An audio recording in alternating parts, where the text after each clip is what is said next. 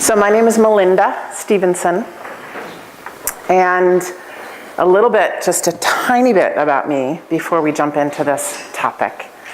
I spent a long career in human resources working for big corporations, and finally got out of all of that about 12 years ago, and I was trained as an executive coach. And so now I work with leaders, many of whom are in these large corporations, technology companies, many of whom are startup entrepreneurs. It really runs the gamut. But what I keep finding in my coaching work with all of the leaders that I work with, and these, I might be working with one leader in the morning who maybe what we're working on is this is a leader who has so much energy and comes on so strong and is so powerful that sometimes this person even overpowers the other person that they're around. And that has its, of course, benefits in many ways, but it also has its issues. So we might be working on that. And then in the afternoon, I'll be working with a different leader on finding your voice, finding your power, right? Very polar opposite ends of the spectrum.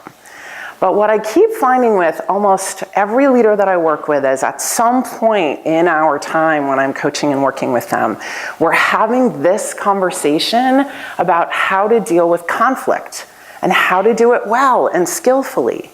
And I call it constructive conflict because most of us either avoid conflict or are sort of, we sort of go into it with kind of this feeling of trepidation or almost like we're walking into a horror film in some ways, feeling like I'm gonna have this conversation that's gonna be uncomfortable, it's gonna be difficult, and I just wanna get it over with, or I just wanna get out of it. I'm guessing that many of you have some sort of version of this experience when you have to have a difficult conversation. And these conversations can be simply giving feedback to someone. For many of us, that's a conflict. That's a difficult conversation. That's a tough one. It could be a colleague, or it could be a direct report, or it could be your boss, right? So simply giving feedback is a really common kind of difficult one.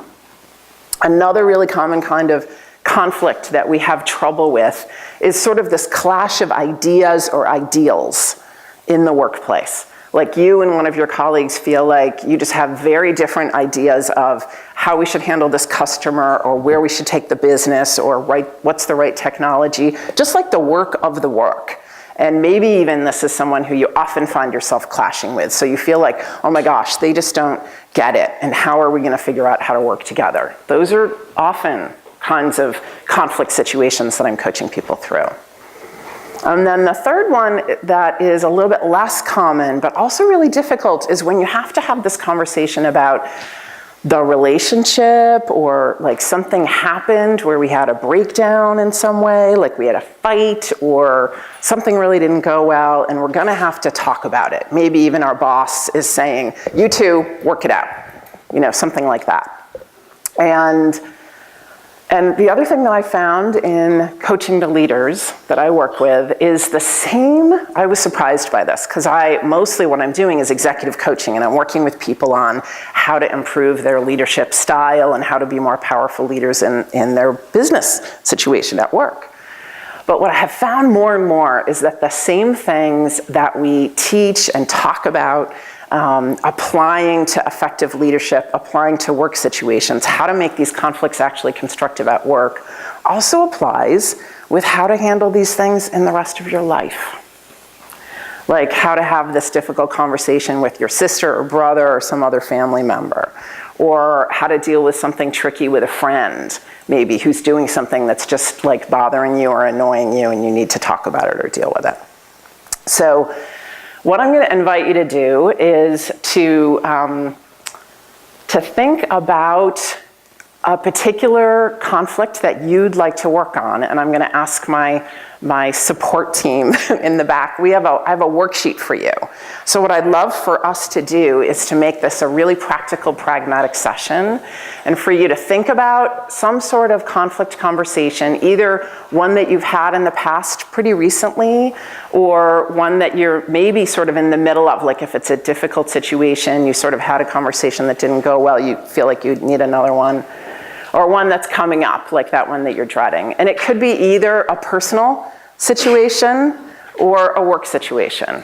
So usually when we expand the scope like that, we can all think of something to work on. So I encourage you to find a situation that you want to apply all of this to today. So the first, we're going to do this sort of, there's 3 parts to this. And the first part is, I would encourage you to turn that cover page, and look at the first question. And it says, list 3 points that describe your perspective on the conversation. And then the second part of that is, list 3 points that describe the other person's perspective. I love that we just had this beautiful talk from Sharon Steed about empathy. We're going to be talking about empathy a little bit and how to apply it here. And this is a question that asks you to flex your empathy muscle, right? What is this other person's perspective? And what questions do I have about their perspective? Or especially if you're having trouble, like, I don't know if I can list 3 things that describe your perspective, then maybe you've got 3 questions for them about how they see the situation. So I'm going to give you a minute to do that. Okay. The reason I asked you to list your 3 points, your perspective, and to list the other person's perspective is that, in my experience, the number one element that helps for a conflict to be constructive is to actually have true dialogue. And so what I mean by dialogue is, I actually studied with a professor named Bill Isaacs, who's made his life's work about dialogue. And to have true dialogue in a conversation, I love using this infinity sign, because it really is a symbol that depicts what's going on in true dialogue. Is there's this give and take and back and forth that many of us approach. What happens to many of us is that we've got a strength in either the give side or the take side, for most of us. And that we tend to overemphasize one or the other. So for example, you might have found when you were answering these questions that it was really easy for you to spend a lot of time thinking about your perspective, and it was harder work to try to figure out what's their perspective or what questions do I have. And then for others of you, it was the reverse. It was really easy for you to think about it from their perspective or to think about questions that you have, and it was much harder for you to figure out, well, what are the 3 things, right? A lot of times we feel strongly about something, but to be able to articulate it into 3 points is something completely different. And so what this is about is balancing advocating for yourself in order to have true dialogue, in order to have this give and take, is advocate for yourself and inquire, advocacy and inquiry. And so to be good at advocating for yourself, you do these 3 things. You start with indisputable facts. And this is hard for us sometimes. Sometimes even we've been taught, like many of us in school were taught like a conflict resolution theory that sort of said start with your feeling. And I'm saying start with any facts that you can find that are indisputable, like observable, like here's what happened.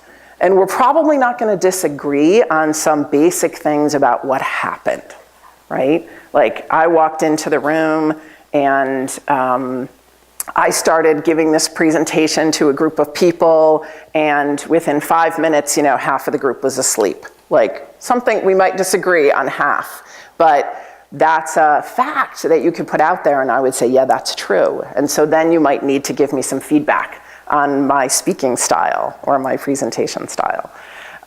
So it's about starting with the facts. It's about being clear and kind. Because often when we're trying to advocate for ourselves in a conflict situation, we're so focused on also making sure that the other person gets it, what we have to say, that it's almost like we're fire hosing them. Like some of us do that. We come across so strong, and there's so much that we have to say that we speak in like paragraphs and paragraphs and paragraphs before we've even sort of had any take. So there's a lot of overemphasizing on giving. And being clear and kind means that in a constructive dialogue, in a constructive conflict situation, again, if you need to give, for instance, I started with this example of, saying, I noticed that when I walked into the room, Melinda, that when you were presenting, 50% of the people were asleep, right? That could come across as like, boom, zinger, pow. Like you just hit me with something that hurts. But if you do it in a kind way, if you say, I noticed 50% of the people were asleep, and that probably was not fun for you, there's some empathy in there. Like you probably noticed it too, and it probably didn't work very well for you, right? And so there's some kindness to the observation that you're making. And the third one is just appealing and sharing both the logic of your ideas or the basics of your point or your perspective, but also with emotion. And it depends on what you're talking about. So if you're making your case for, if you're having a business conflict and you're trying to make your case for what you think is the right thing for the business to do, you might appeal to emotion by bringing the customer experience in it and using empathy and bringing like, let's put ourselves in the customer's shoes, and there's some emotional experience that we either want or don't want the customer. We don't want the customer to have a bad emotional experience. You could bring that in. If it's like more of an interpersonal thing that's going on between you, it's really, of course, appropriate for you to say, okay, when this happened, I felt sad, or I got angry, or whatever that is. And of course, the key is to do it without blame and judgment. The more that we can share these things without sort of that either pow zinger in there for the other person, or without this even self-blame, without a feeling of, oh, okay, I got upset and I'm embarrassed by that. So often, in order to get prepared to advocate for ourselves, we have to work through some emotions. Like to do this really clearly and succinctly and kindly, if we're sitting on a whole hotbed of anger, we're not going to be very skillful. So the other thing I would encourage you to do, if you're trying to get better at advocating without the pow or without the fire hose effect, see if you can work through whatever emotions are there and really get as many of them sort of up and out of your system with a friend or another colleague, or, you know what I mean? Just kind of get it all sort of through and out before you try to have the conversation. And then the other side of this is about inquiry, right? So if it's going to be true dialogue, there's got to be some take along with the give. And the key here is to actually truly be open. This is a hard thing to do for many of us. In a conflict situation, we often feel like my whole objective here is to get this person to open to me, to take in what I have to say, to get it from my perspective, and I want to influence them, right? And of course, that's part of the equation. But there are some real experts in influencing who will tell you that often the best way to influence another is to be willing to be influenced.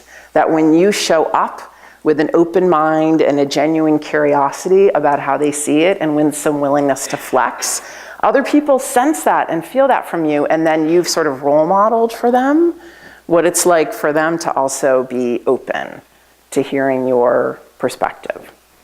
And so it's a lot about being curious and asking a lot of questions.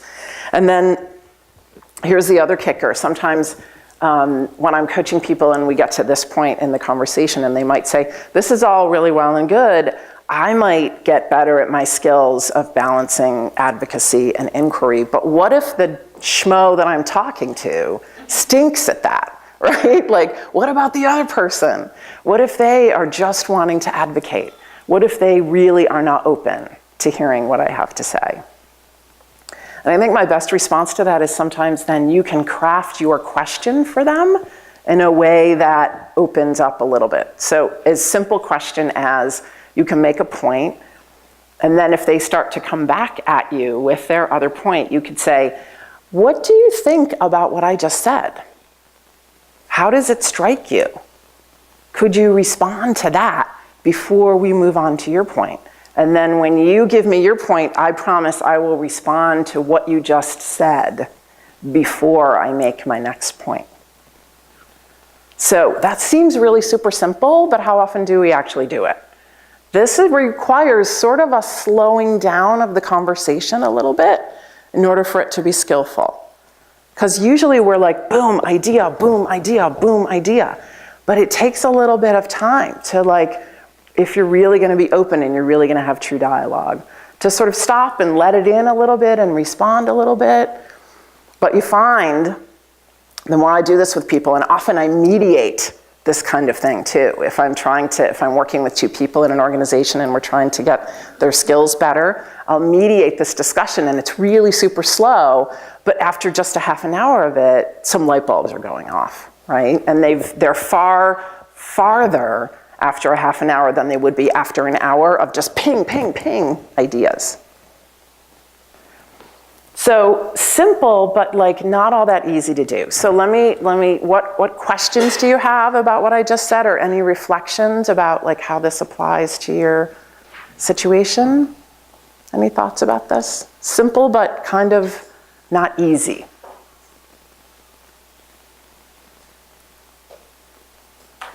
Anything not ringing true to your own experience? Okay. Yeah, please. How do you work with, for lack of a better word, somebody that is in a situation that's kind of against being coached? Tell me more. So if you're trying to have a constructive conversation and they are saying everything's fine, everything's great, there's no problem. Oh, and you're trying to give them feedback? Yeah. Yeah. I guess get them on the same page. Undisputable facts often helps. So it depends on what you're talking about, but if you can bring it back to something that's clearly observable, that you can point to, an outcome. Like sometimes when you're giving someone feedback on something and you're trying to set it up for a coaching conversation, you could even start by saying, did you get the outcome that you intended from this activity, whatever this activity is, right? And then if you start there, you're sort of starting with, okay, let's talk about how close we came to the target, right? And then if you can even agree that there's like some small little gap between what was ideal and where you actually got to, then there's openness for coaching. And you've also sort of set it up so that you're like, I'm on your side. Like, I'm really interested in helping you close that gap. So let's talk about it. And it's your outcome I'm trying to help you get better at. So often people, it's like the kindness and the empathy that gets woven into the whole thing. It's like, this is for you. Does that make sense? Yeah. Yes? On the flip side of it, how would you help someone in a situation where maybe their superior is more of the receiving side and not as giving, and that lower level individual or employee may be wanting like more feedback from somebody? How would you get that person to give more and to draw more insight into, I guess, the coaching aspect? Someone who may not be comfortable in necessarily coaching an individual, but they're in that position. Yeah, so you're like having to pull the coaching out of them. And so it's powerful, it's the inquiry side, right? So the more you inquire, the more you get someone to give to you. And so you can practice asking more and more specific questions. So usually when we want feedback, we might start with, how'd I do? Could you give me some feedback? That question's about this big, right? You could narrow it down to, I think I did well in these two things, and I think I maybe didn't do well at these two things. What do you think? And give them something to work with, right? Or you could say, I've been working on getting better at this. Could you can even ask in advance, could you watch this, or could you monitor me on this, or could you, right? And give them something. Give them something to, it's almost like I'm giving you like a little morsel to bite and chew into and sort of criticize me for. Have you tried that already? Maybe not, I guess, as specifically. I guess I'm more the person that is drawn to conflict, I guess. Yeah. So it's just always interesting where I have someone that's more, I guess, general broadly. Yeah. Well, I need a little bit more, I need a little bit more focus, or something. Yeah. It's a little bit more specific. Yeah, and I think, again, the more specific your questions are, like, most of us, we all have blind spots, right? But most of us have an inkling of something, maybe that we're working on, that we know, maybe it's just, I'm not comfortable with this yet, so I'm suspecting if I'm not comfortable, I might not be really skillful with it yet, something like that. So the more that you can offer up sort of a bone to chew on, a morsel to chew on, you might be more likely to get something more substantial back. Yeah. So I want to encourage you to just take a note on anything here that was important to you. And I want to give you just a few minutes you guys are in tables of 3. Just a couple of minutes to just check in with each other and see what you made of that, and if you have any questions going forward. The next thing we're going to talk about is how to show up with some responsibility. So just a couple of minutes to talk with each other.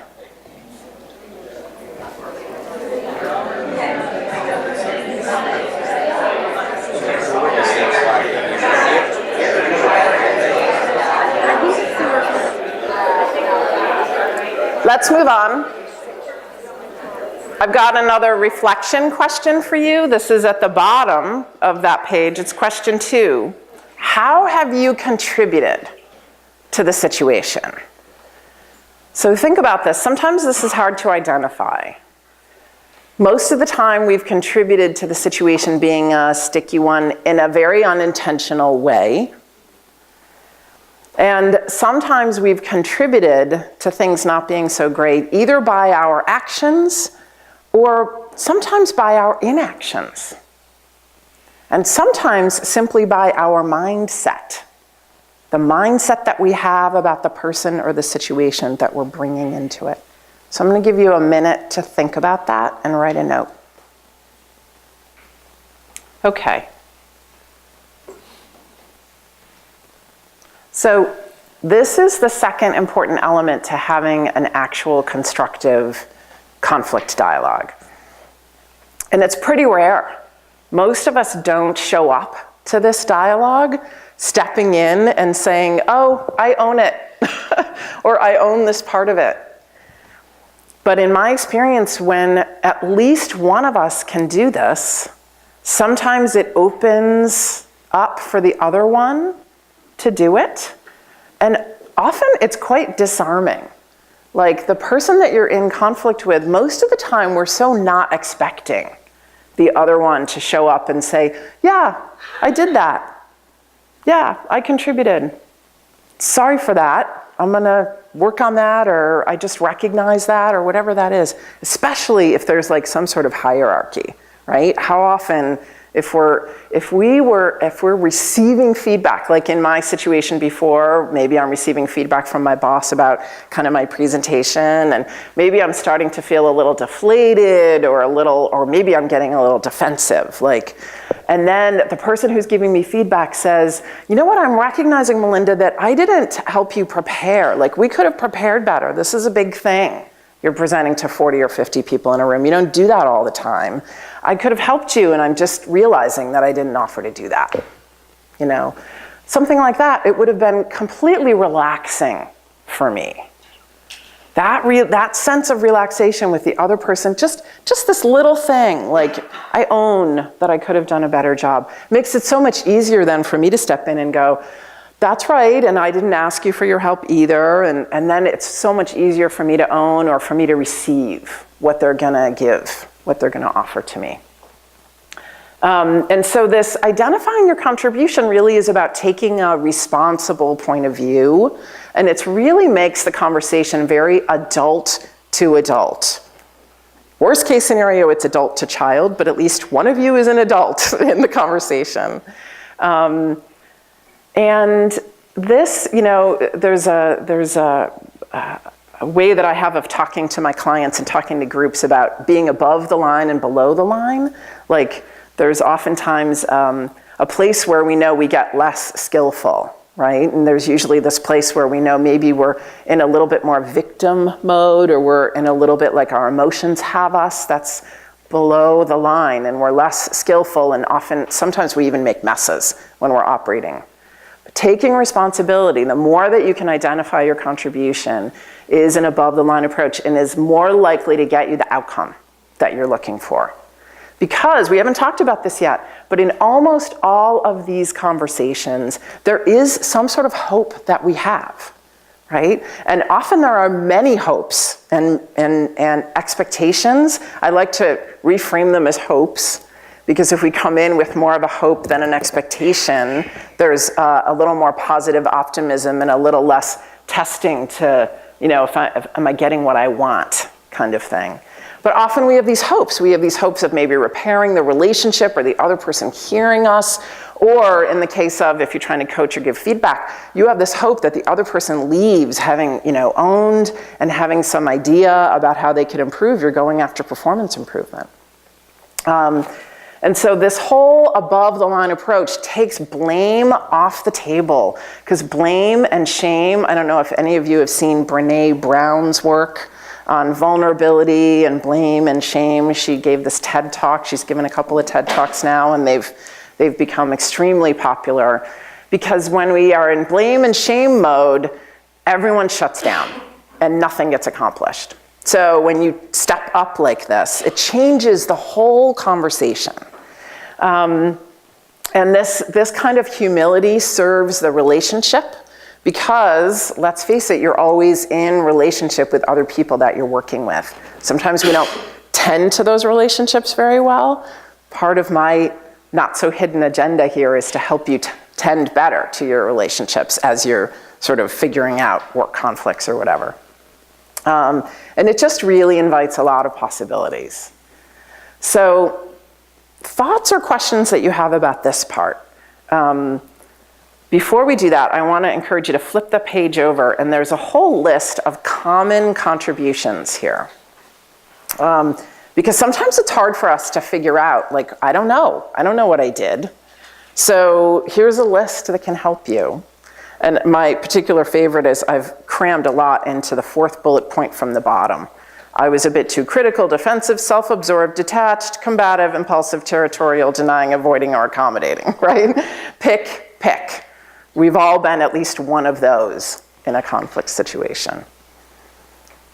And sometimes it's our blind spot, and so that's my intention with this list, is to maybe get you to reflect in a bit more of a powerful way than you might usually. So what do you guys think about this, what I'm proposing, that you step in, and what questions do you have about it? What do you make of it? Yeah? Well, I think it's a great approach, but I guess the obvious question is, like, what if the other person kind of just says, like, yeah, you're a jerk, right? Like, you did drop the ball, I didn't do anything wrong. And it's like, that's right. What do you think? Do you just ask a leading question? Like, so how do you think you can? You can. Yeah.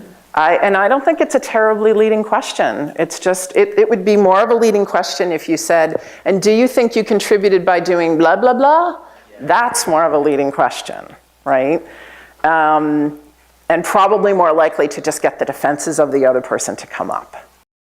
But if you just say, I think I contributed in these ways, it's got to be a two-way street, what do you think? And you don't let them off the hook so easily, if you go back around in a really clear and kind way and say, I still think it would be helpful if we could both own our parts and put it on the table. That's good, because a lot of us will squirm when someone asks us that. And we don't often reflect on it, right? So it's an unused muscle. So we're sitting there, even if we have our best intentions, like, gee, I'd like to take accountability, but I honestly don't know. I had this conversation with my mom the other day. She's having a lot of conflict with her sister, my aunt. And I said, how do you think you contributed? And she was like, I honestly don't know. And I really do think, so I had to keep asking her some probing questions, and I'm a coach and I'm good at that, so it was fine. What else? What do you guys think? Yeah. Kind of piggybacking on what he said, do you ever have, or do you have any advice about if you're in a particular situation where you're holding yourself accountable and you're trying to ask these open-ended questions and get them to do the same thing, and there just is no release ever on the other side? What do you recommend in order to kind of move forward and try to maintain or improve that relationship if there's no fear?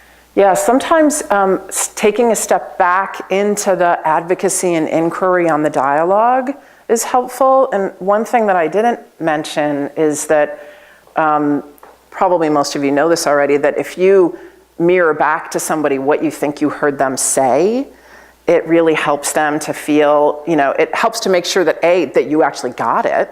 I do this a lot, and I'm surprised how many times I'm wrong, and I consider myself a professional listener. But if you go back and you say, I think I'm understanding your perspective to be this and this and this, like, I feel like I'm working really hard. You could even put that out on the table. That's what's true for you. You can go back and advocate for yourself and say, I feel like I'm really trying to work hard to understand it from your point of view. Would you be willing to do the same? Like, that's a big thing to say, but but it's true. It's what's going on at least for you at the time. And then it would be fascinating to hear maybe the other person says, well, I feel like I'm really trying hard too. And then at least you feel like you're on the same, like, if they really are trying hard, then you can say, okay, well, let's see if we can figure it out together. Like, it makes it less like this and more like that. Is that helpful? Yeah, okay. So I'm gonna give you another 5 minutes to talk to the folks at your table and just share your insights, make some notes for yourself, just talk amongst yourselves about what you make of this before we move on to the last piece.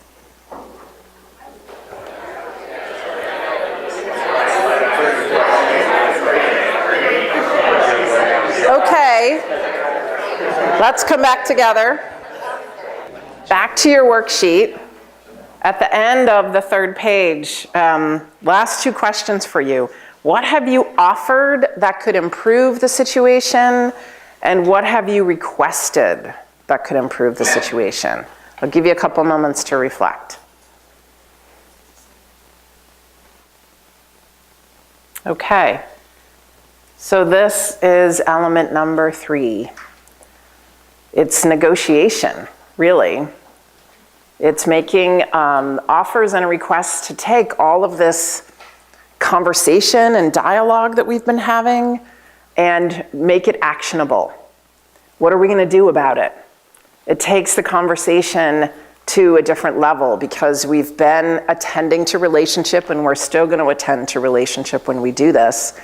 But it takes the conversation from one of possibility and ideas into action. And the types of offers and requests that you can really work with back and forth are really obviously as varied as the issues that you're working on. I find often that in conflict situations in business that are about the work of the work, often the offers and requests are to learn more, to gather more information, or to somehow bring a third perspective in that helps to broaden your view of the whole situation. Often those are the nature of offers and requests when you're talking about what should we do kinds of conversations. And sometimes those offers and requests are a little bit more about just coming to a compromise. Is there a way that we can have what both of us want, or is there a middle ground?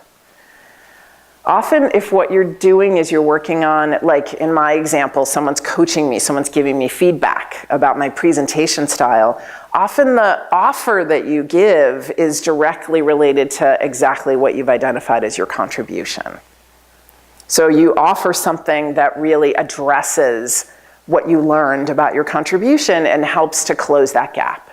So if my boss was giving me this feedback, then he or she might say, I offer in the future that, when we have a big presentation like this coming up, I offer to give you a little pre-coaching, or I offer to let you, sort of run the first 15 minutes of it by me so we make sure you start really well, or whatever that is. So the connection between what you offer and your contribution is the clearest and obvious thing. But then also requests. Often we don't do this. We kind of get to this place where we're like, okay, who wins now, right? Who wins the argument? And this is a really good way for both people to feel like they've not only been heard, but there's also some action that's being taken to support that, right? And requests are another way of advocating for yourself. So back in this element 1, which is this back and forth dialogue, right? If I can make a powerful request that's actionable and that really gets me closer to sort of what I want, the experience that I want to have, or really helps me more. Lots of us are not good at making clear, powerful requests. And again, it's like there's personality styles. Some people are better at offering and crappy at requesting, and vice versa, right? You might know this about yourself.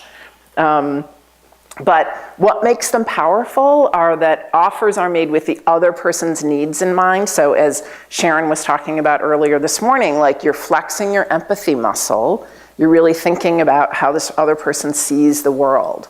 And you're trying to make an offer for something that you believe would, from their point of view, would make the situation better.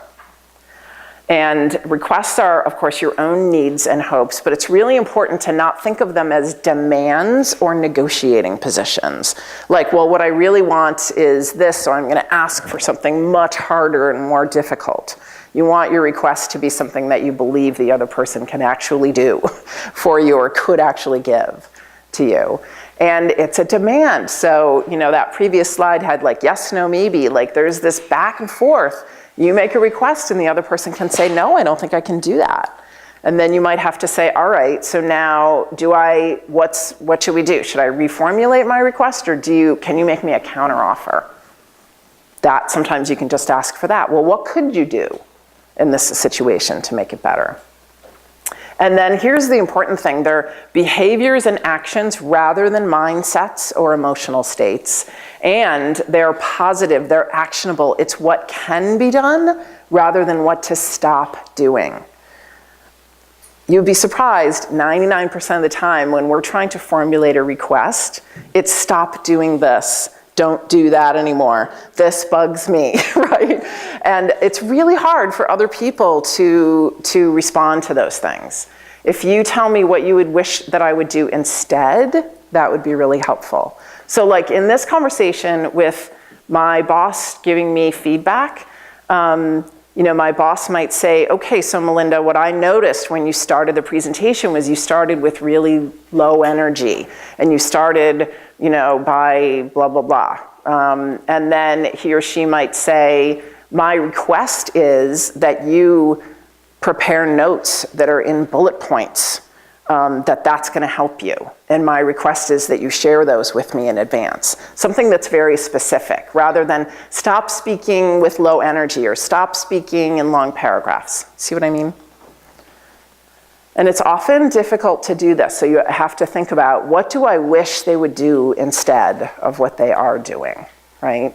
And it has everything to do with it can be requests, how they converse with you in this kind of dialogue. You might find if the dialogue isn't going well, you have to stop it in the middle and make a request to say, would you be willing to talk to me more this way instead of that way, whatever it is.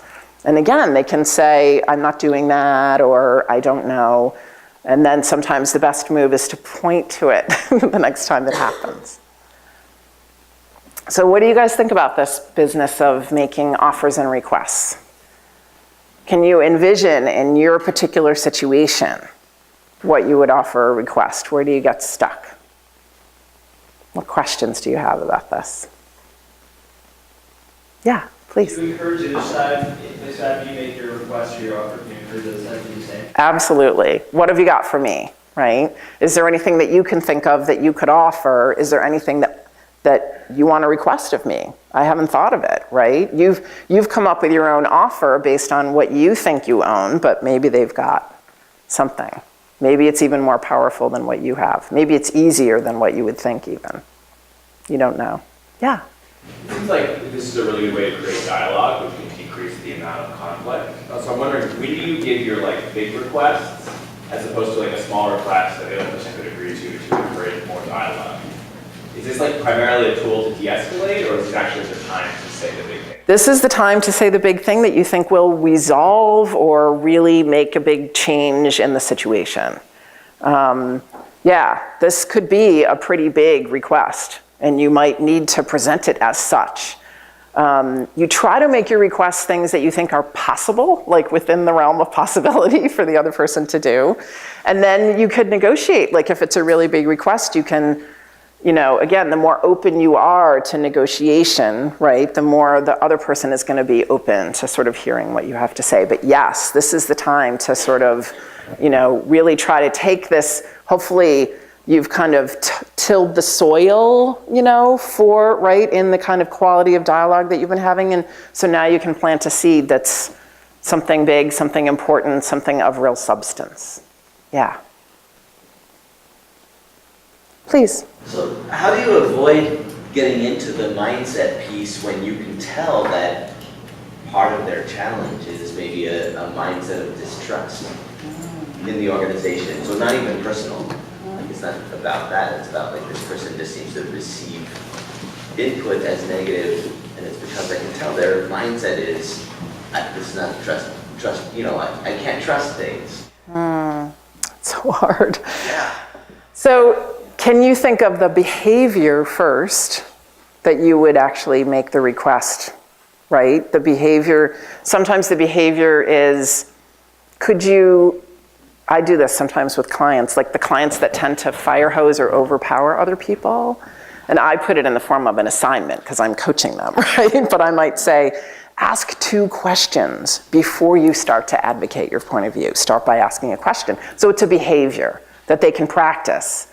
And then we get into this conversation. Usually what follows immediately, so sometimes it's a sure I can do that, and then the next time we talk, it's like, that is really hard to do. I'm having trouble. And then we get into a conversation that leads us right to mindset.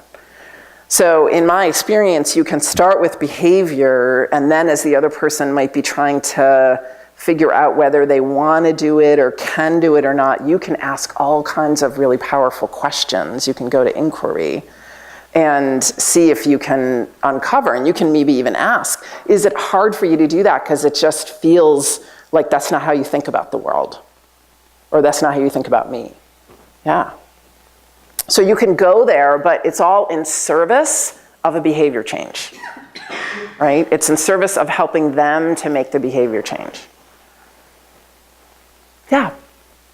Sometimes I feel like there are moments when conversations start to go in a let's just agree to disagree kind of place, and I'm wondering if you can use this to kind of overcome that, because that's a very dialogue ending place to be, and how do you then reopen the conversation to get into an offer and request mode to kind of overcome that and drive to a more real solution. That's great, because it happens all the time.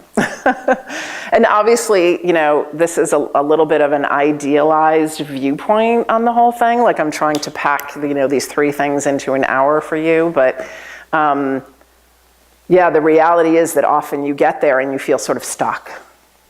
And so you could, one of the things that could be a helpful conversation tool is just to say, so now we're at a point where we can either agree to disagree and be done, and then you could do a little scenario play out.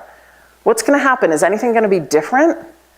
There's no actionable piece to that, is there? So you can, what I'm saying is you offer this scenario as a way of being dissatisfied with leaving the conversation that way.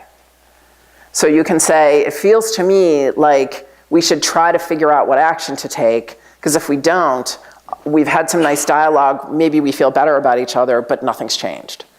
So it feels to me like we should try to figure out what to do, and I have an idea. I have a request I want to make, I have an offer. And obviously it goes without saying, if you show up with 3 requests and no offers, not so powerful, not so helpful, right? This is part of why identifying your contribution is really helpful, because then you can make an offer for something. Other thoughts, other questions in general about any of it? Yeah. This offer asks of a request are is it negotiable as well? Because if I set my requests and my offers that are kind of non-material to the adversary or person having a conflict with, what's the kind of resolution of this? Yeah, so I think what you're saying is if you put an offer and a request out there and the other person is like, neither of those I think is gonna be, yeah. And so then put the ball in their court and say, well, what do you think would help? What do you wanna offer to do, or what would you request of me? And you just keep working at it. You try to, this is the creative part, I think, of conflict resolution. This is where you get creative. And the more that you say to yourself, what's the behavior, right? It's, what action can I take? And you keep asking yourself that question.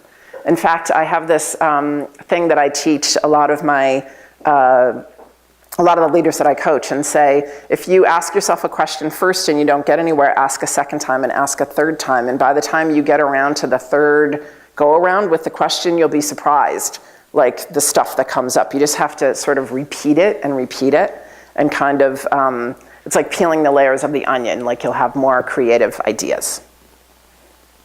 Cool. What else? Anything else? I know we're, yes? So especially at work, sometimes you don't have unlimited time. You start with these conversations and you touch on the same thing, you ask for stuff and then you both end it carefully and think about it later. Yeah. I mean, I suppose the easy answer is if you feel like you're starting to get somewhere, then you acknowledge that, like, you know, appreciate them. Like, I feel like we're off to a good start and it's more than what we thought, and I feel like we're communicating well with each other, and let's schedule another time when we can get together. But if you leave it with an appreciation, then you're both gonna be more interested in re-engaging. Yeah. And it's like that acknowledgement that it takes time is really helpful, and none of us have as much of it as we need or want. But again, what I found is that the more, if you do it, if you invest the time, you save the time on the back end, right? And it's like when I mediate these things, it's a half an hour, whereas this thing has been going on often for months and months and has been really impacting performance and all kinds of stuff. So it's worth it, in my opinion. It's worth the time investment. Okay. I just want to say that I would love to help any of you with this in your organization if you feel the need to, you know, if you would like and you could see the advantage to some more coaching or some more support. My email address is back there, and I have loved talking to you today. Thank you.